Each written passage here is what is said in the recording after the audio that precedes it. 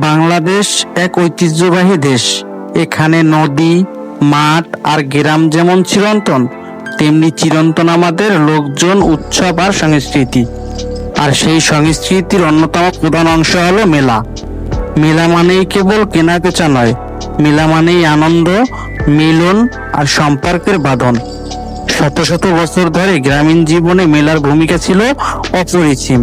হাট বাজারের মতো নিয়মিত নয়, মেলা আসে উৎসবের দিনে, নিয়ে আসে অন্যরকম আনন্দের আবহাওয়া। মেলার আরেকটি বড় অংশ হলো গান, বাজনা আর নাটক। কোথাও বাজে বাউল গান, কোথাও কবি গান, আবার কোথাও বসে যাত্রাপালার আসর।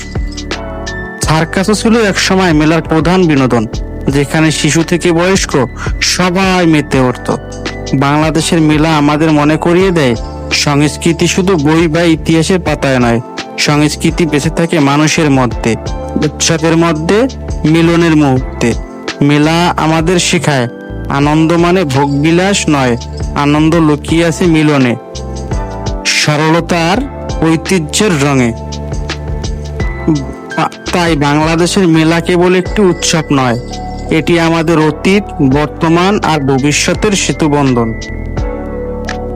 বন্ধুরা, এরকম গল্প আকারে ভিডিও পেতে চ্যানেলটি সাবস্ক্রাইব করে পাশে থাকবে, আর পাশে থাকা বেল আইকনটি ক্লিক করে নোটিফিকেশন অন করে দেবে। ধন্যবাদ। দেখা হবে আবার কোনো নতুন ভিডিওতে।